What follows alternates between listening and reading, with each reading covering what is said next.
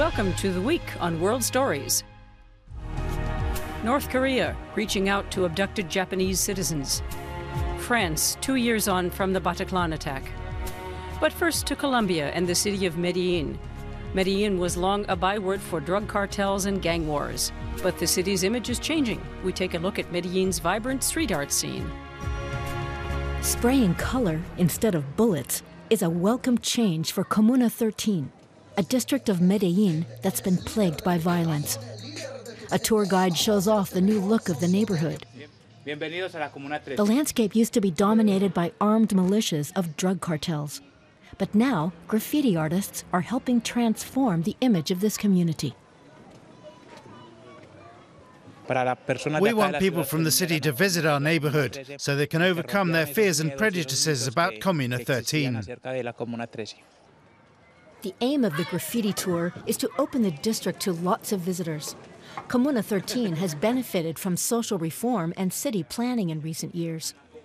For example, escalators were installed to link the neighborhood to the public transport system. That has improved the standard of living for many local residents.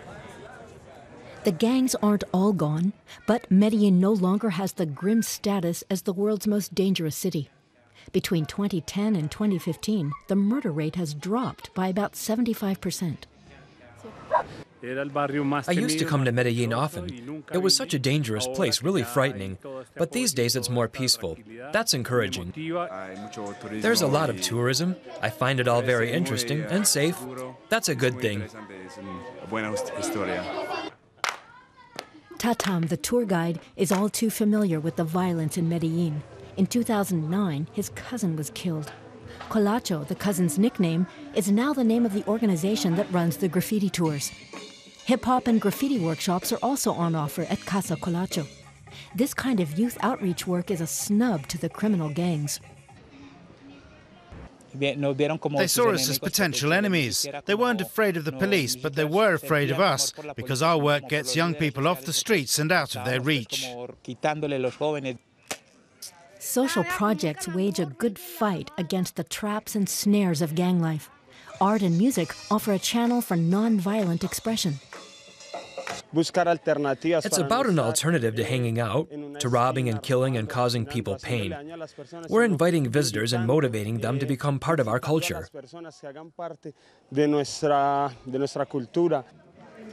Our invitation to Comuna 13 ends with, what else? A paint can and an invitation to spray away.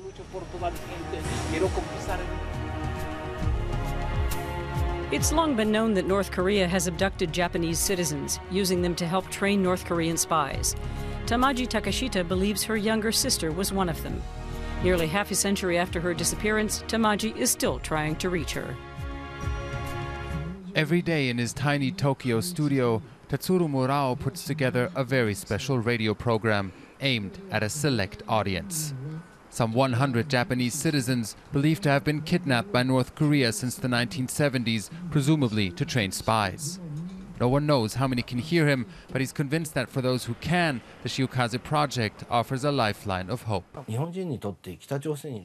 People who have managed to come back told us they weren't allowed to speak Japanese or sing Japanese songs in North Korea. But some were able to listen to our program, and there they heard our language and music. That gave them strength to carry on and hope that someday they would come home. Listening to these broadcasts in North Korea is strictly prohibited. But Tatsuro Murao knows some take the risk and tune in anyway, in secret and at night. That's why he invites relatives of the disappeared onto the show to send personal messages to their loved ones.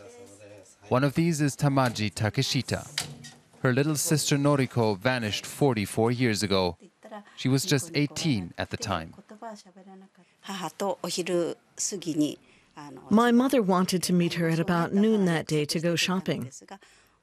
But then someone called and said Noriko wasn't going to make it. My mother thought she was probably busy with work, so she didn't worry. They haven't seen Noriko since. The family did all they could to find her, but it was years before they heard anything. Then, a crucial tip from a North Korean deserter. Noriko was alive in North Korea. 2 weeks before she was kidnapped, I gave birth to my second child, a son. We don't even have a photo of the two of them together. He was born just when Noriko disappeared, so every time his birthday comes around, it reminds me how long she's been gone. First 1 year, then 5, and now it's been 44 years. Like Noriko, most of those who were abducted are still missing. Little is known about their fate. But Tamaji Takeshita hasn't given up hope. She's convinced that one day she and Noriko will be reunited. So she comes here every month to let her sister know she hasn't forgotten. Dear Noriko, this is your sister Tamachi. How are you? Do you have enough to eat? I hope you're not sick. It's impossible to know whether Noriko has ever heard her. But Tamachi Takeshita will continue to broadcast her dedication. She says she can feel that somewhere out there, her sister is listening. President Donald Trump digs coal and is backing the industry loudly. I was elected to represent the citizens of Pittsburgh, not Paris, he says. But the city itself is doing everything it can to invest in the future and not the past. This is the old image of Pittsburgh, a city of steel and coal where the chimney stacks never stopped belching smoke and where streetlights had to be left on 24 hours a day because the smog blocked out the sun. But today's reality is a different one. The city has cleaned up its act, and instead of heavy industry, banks and high-tech companies are now providing jobs for a growing population. More than 13,000 Pittsburghers are employed in the clean energy sector alone, in companies such as Everpower, which operates wind farms in Pennsylvania and New York, and is developing projects in other states too. For co-founder Andrew Golombeski, Pittsburgh is the perfect place for innovative businesses. I think it's the people. There's great talent pool here, young people from some of the best universities in the country. Also, from a cultural standpoint, there's a lot to offer. We have 3 professional teams. We have the ballet, we have the symphony, we have the opera. So many things that can draw a great talent pool. Another key factor in the city's formula for success is Pittsburgh's colleges, like Carnegie Mellon University. Many who studied here at CMU have established themselves in the new economy, founding startups in the vicinity of the campus and turning them into vibrant enterprises. Jean Yang grew up in Pittsburgh when it was still a byword for the American Rust Belt. As soon as she finished school, she moved away, like so many other talented young people at the time, and expected never to return. Now she is back in her hometown and enjoys not only great working conditions, but also a new quality of life in her old neighborhood. These are places where it was pretty sketchy to walk outside there after dark, and I would just wait inside for my parents to pick me up. I wouldn't go outside on my own. And when I came back, I realized that, wow, there are all these bars there now. There are restaurants. The buildings are, the outside, they still look pretty much the same, but what's going on inside, really, it's like night and day. So Pittsburgh clearly is on the way up again, with young people flocking to the city and the prospect of even better times ahead for the next generation.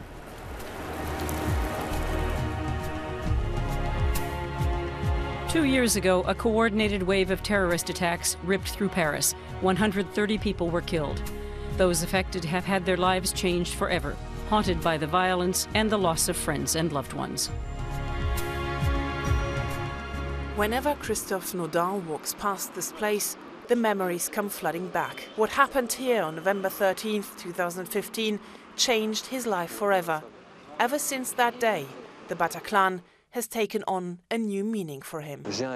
I'm very strongly attached to this place, in a good way. It's as if the Bataclan had a soul and protected me. I like coming back here. It's reassuring. It makes me think and remember what happened. Christophe barricaded himself into a room behind the stage when the terrorists started shooting. That decision saved his life. He was at the concert with 2 friends. One of them died during the attack. He still finds it difficult talking about what happened and was haunted by what he had experienced for months afterwards. I had post-traumatic stress disorder. I was incredibly tense, and every little sound made me jump. I was plagued by flashbacks and kept seeing images from that night, hearing the sounds and smelling those horrible smells. Christophe went to therapy to help him come to terms with his experience. Instead of shutting himself away at home, he went out, more so than before. He wanted to feel alive. These tattoos mean that night in November is forever a part of him. Things are better now, and still, life for the 41-year-old will never be the same again, also in a good way. Now I'm thinking seize the day, carpe diem. You need to go for things if there's a chance that they will make you happy. Christophe thinks France has stood its ground against the threat of terrorism. People are sticking together and not letting themselves be divided, even after further attacks. Yet, in one respect, he says, the terrorists have won. France has restricted civil liberties. First by maintaining the state of emergency for so long, and then by enshrining many of those extra police powers in law. In a way, that's a victory for the terrorists. They want to frighten us and make us give up some of our civil rights. Christophe is more frightened than he was before, frightened that he could lose another friend or relative to terrorism. Even more reason, he says, to live every minute of every day.